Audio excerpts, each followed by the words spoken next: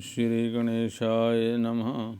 गजाननं भूतगणादिसेवितं कपित्थजम्बूफलचारुभक्षणम् उमासुतं शोकविनाशकारकं नमामि विघ्नेश्वरपादपङ्कजम्।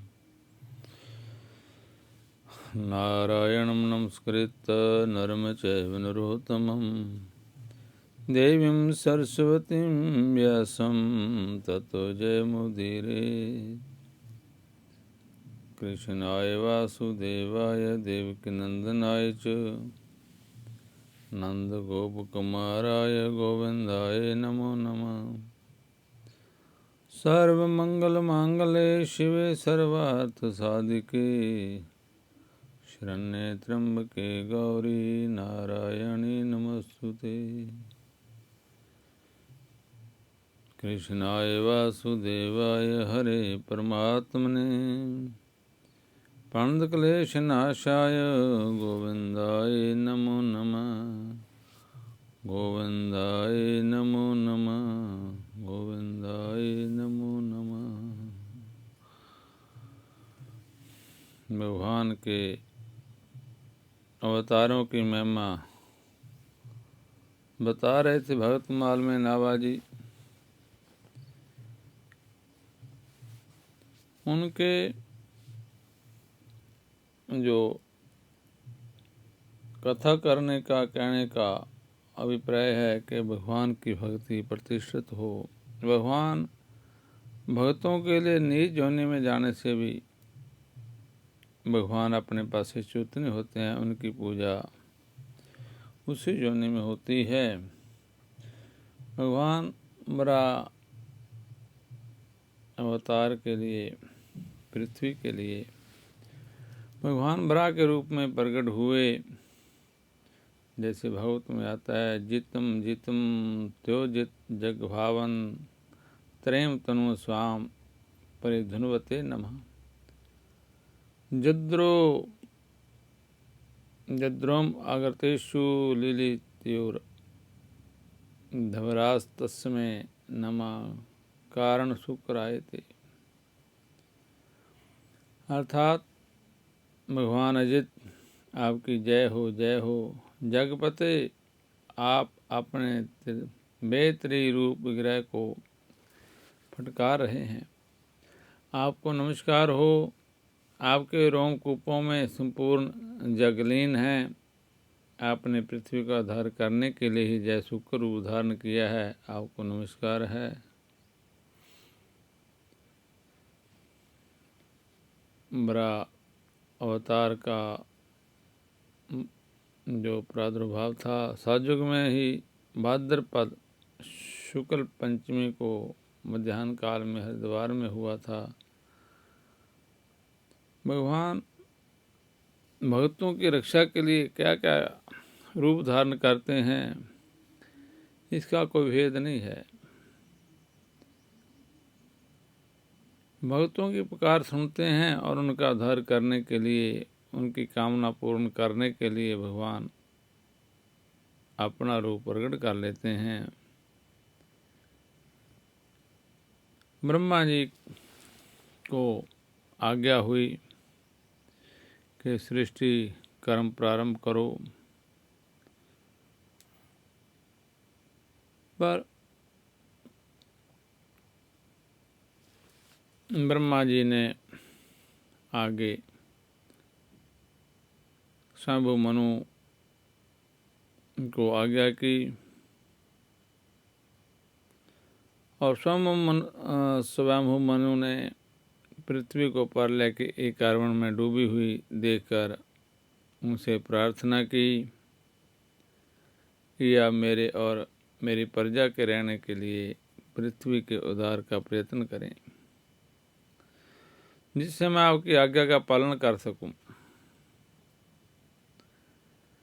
ब्रह्मा जी इस विचार में पढ़कर ही वह कि पृथ्वी तो रसातल में चली गई है, इसे कैसे निकाला जाए, वह सर्वशक्तिमान श्रीहरि की शरण गए।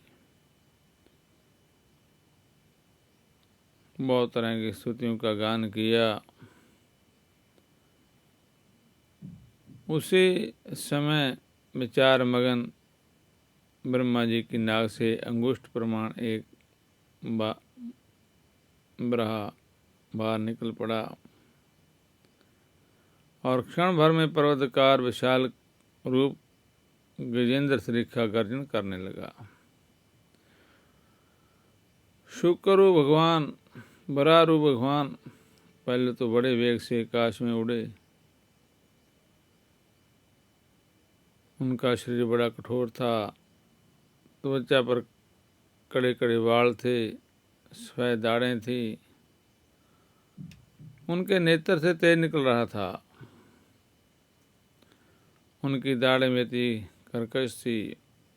फिर अपने वज्र में पर्वत समान कठोर कलेवर से उन्होंने जल में प्रवेश किया।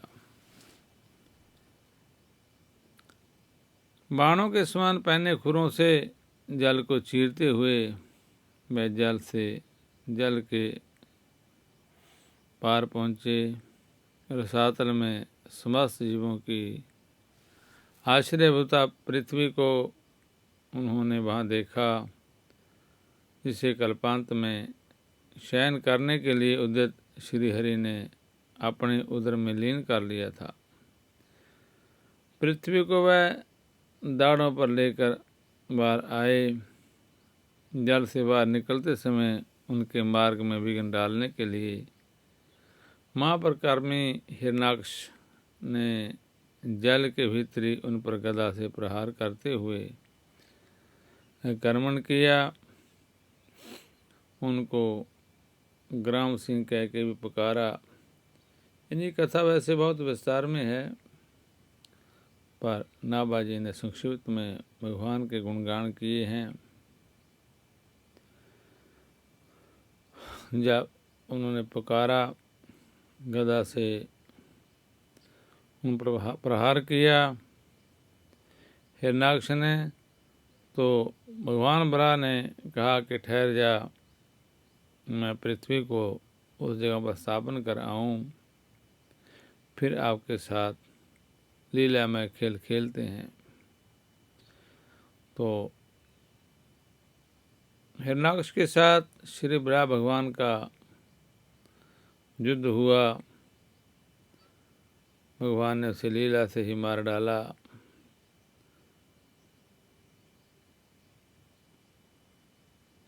वह पृथ्वी को बाहर डालकर पृथ्वी को लेकर जल से बाहर निकले तो माल वृक्ष के समान नील वर्ण बराह भगवान को देखकर ब्रह्मादिकों को निश्चय हो गया कि ये भगवान ही हैं। वह सब हाथ जोड़कर स्तुति करने लगे।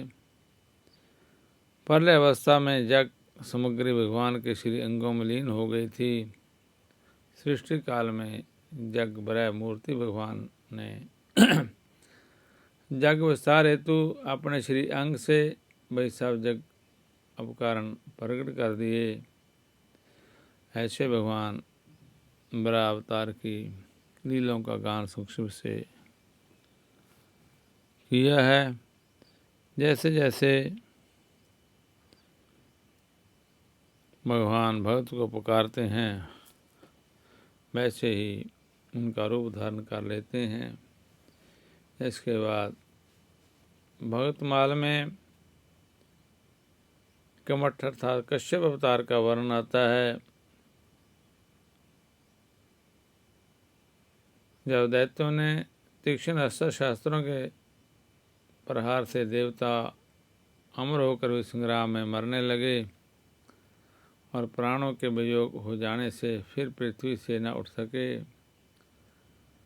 जब दुर्वासा के शाप से इंद्र सहित तीनों लोग ही श्री रहित हो गए, तब इंद्र आदि ब्रह्मा जी की शरण में गए। ब्रह्मा जी सब को लेकर अजित भगवान के धाम को गए और उनकी स्तुति की। भगवान ने उनको यह जुक्ति बताई कि दैत्य और दानवों के साथ संधि कर मिलजुल कर क्षीर सिंधु को मंथन का उपाय करो। मुंद्राचल को मंथानी और वासुकी नाग को नेति बनाओ। मंथन करने पर पहले कालकूट निकलेगा, उसका भय न करना, और अनेक रत्न निकलेंगे, उनका लोभ न करना, अंत में अमृत निकलेगा। वह जुगती से मैं तुम लोगों को पिला दूंगा। देवताओं ने जाकर दैत्यराज बलि महाराज से संधि कर ली। अब देवता और दैत्य मंदराचल को उखाड़ कर ले चले, परंतु थक गए। तब भगवान प्रकट होकर उसे उठाकर गरुड़ पर रखकर सिंधु तट पर ले आए। बासुकी अमृत के लोभ से नेति बने। जब समुद्र मंथन होने लगा तब बड़े बड़े देवता और असुर सूरों के पकड़े रहने पर भी अपने भार की अधिकता और नीचे कोई आधार न होने के कारण मंदराचल समुद्र में डूबने लगा। इस प्रकार अपना सब कराया मिट्टी में मिलते देखकर उन सबों का मन टूट गया। उस समय भगवान ने यह देखकर कि जैसा विघ्नराज गणेश जी की ही लीला है, उन्होंने हंसकर कहा, सब कार्यों के प्रारंभ में श्री गणेश जी की पूजा करनी चाहिए। तो हम लोगों ने बिल्कुल भुला दिया। बिना उनकी पूजा के कार्य सिद्ध होता नहीं दिखता। अब उन्हीं की पूजा करनी चाहिए। लीला में भगवान की लीला है, वह स्वयं सर्वसमर्थ हैं, परंतु कार्यारंभ में गणेश जी की अगर पूजा की मर्यादा जो बांध रखी है उसका पालन करने के लिए जब देवताओं और दैत्यों को जय परामर्श दिए तो सभी लोग उधर श्री गणेश जी की पूजा में लगे। इंद्र भगवान ने तुरंत अत्यंत विशाल एवं विचित्र कश्यप का रूप धारण कर समुद्र में प्रवेश करके अपनी 1,00,000 योजन वाली पीठ पर मंदराचल को ऊपर उठा लिया। तब देवता और दैत्य फिर बड़े वेग से समुद्र को मंथने लगे। भगवान कश्यप को पीठ पर मंदराचल का घूमना ऐसे जान पड़ता था मानो कोई उनकी पीठ को खुजला रहा है। भगवान कच्छप रूप से मंदराचल को धारण किए हुए थे। विष्णु रूप से देवताओं के साथ रहे थे। एक तीसरा रूप भी धारण करके मंदराचल को अपने हाथों से दबाए हुए थे। कहीं उछल ना जाए। मारते मारते बहुत देर हो गई परंतु अमृत ना निकला। अब भगवान ने सहस्रभाव होकर समय भी दोनों ओर से मंथन आरंभ किया। उस समय भगवान की बड़ी विलक्षण शोभा थी। ब्रह्मा शिव सनकादि जय जयकार करते हुए आकाशमंडल से पुष्पों की वर्षा कर रहे थे। उन लोगों की ध्वनि मिलाकर समुद्र भी भगवान की जय जयकार कर रहा था। समुद्र से सर्वप्रथम हलाहला विष प्रकट हुआ।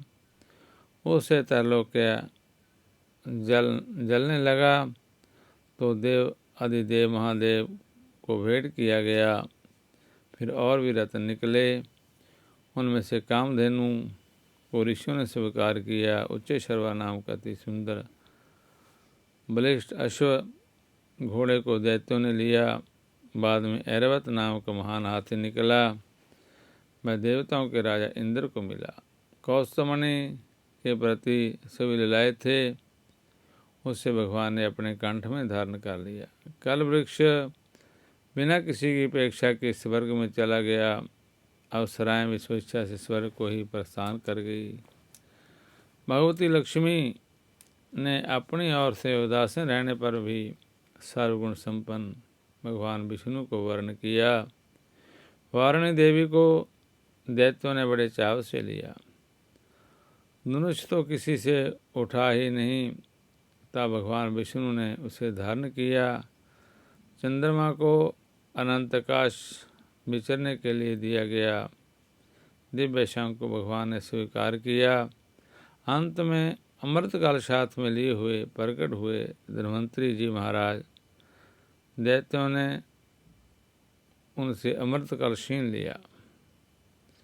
देवता उदास हो गए। तब भगवान ने मौनी स्वरूप धारण करके दैत्यों को विमोहित कर अमृतकाल उनसे लेकर अमर देवताओं को पिला दिया। देवताओं की पंक्ति में सूर्य और चंद्र के बीच में एक राहु नाम का दैत्य वेश बदल कर आ बैठा था। उसे अमृत पिलाया ही जा रहा था कि चंद्रमा और सूर्य ने बतला दिया और तुरंत ही भगवान के चक्कर ने उनका सिर धड़ से अलग कर दिया। परंतु कुछ अमृत उसे मिल चुका था, अतः सिर कटने पर भी वह मरा नहीं, इसलिए उसे ग्रहों में स्थान दिया गया। राहु भी सूर्य चंद्रमा से बदला लेने के लिए उनके पूर्व अमावस्या और पूर्णिमा पर कर्मण करता है, जिसे ग्रहण कहते हैं। देवताओं ने अमृत पी लिया था, भगवान का आश्रय था ही, अतः अब की बार संग्राम में विजय देवता की हुई। बोलिए कच्छप भगवान की जय। पृष्ठे ब्रह्मयद मंद गिरी ग्रावा अगर कंडू नानिंद्रालो कमठा क्रोतेर भगवत स्वासा नीला पंतुवा। ऐसे बहुत पुराण में आया है। अर्थात जिस समय भगवान ने कश्यप रूप धारण किया और उनकी पीठ पर बड़ा भारी मंदराचल मंथाने की तरह घूम रहा था, उस समय मंदराचल की चट्टानों की नोक से खुजलाने के कारण भगवान को तनिक सुख मिला। वह सो गए और श्वास की गति तनिक बढ़ गई। उस समय उस श्वास वायु से जो समुद्र के जल को धक्का लगा था, उसका संस्कार आज भी उसी में शेष है। आज भी समुद्र उसी श्वास वायु के थपेड़ों के फलस्वरूप ज्वार भाटों के रूप में दिन रात चढ़ता उतरता है। उसे अब तक विश्राम न मिला। भगवान की वही परम प्रभावशाली श्वास वायु आप लोगों की रक्षा करे, ऐसे बहुत प्राण में आता है। इसीलिए भगवान अवतार धारण करते हैं किसी का काम साधने के लिए।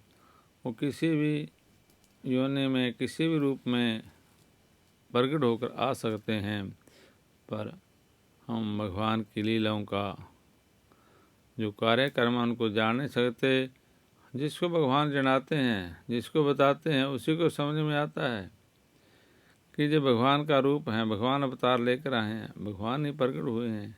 इसलिए हमको उनके गुणों को गान करना चाहिए और भगवान के नाम का कीर्तन करते करते जैसा वो बता रहे हैं, जैसे वो कह रहे हैं, ऐसा हमको करना चाहिए।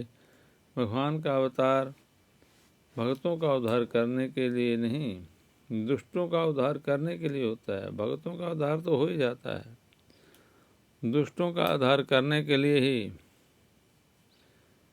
भगवान भक्तों के हृदय में प्रकट होते हैं कि उनका दर्शन करने से दुष्टों की बुद्धि बदल जाए, उनका मन भी भक्ति में लग जाए और वह भी भगवान का भजन करने लग जाए, अपना उद्धार करने कीट नीच आदि योनियों में ना जाएं। इसीलिए भगवान के नाम का कीर्तन करना चाहिए।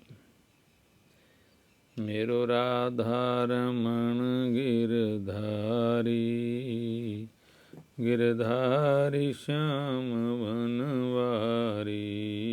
मेरो राधा रमण गिरधारी, गिरधारी श्याम बनवारी। मेरो राधा रमण गिरधारी, गिरधारी श्याम बनवारी। मेरो राधा रमण गिरधारी, गिरधारी श्याम बनवारी।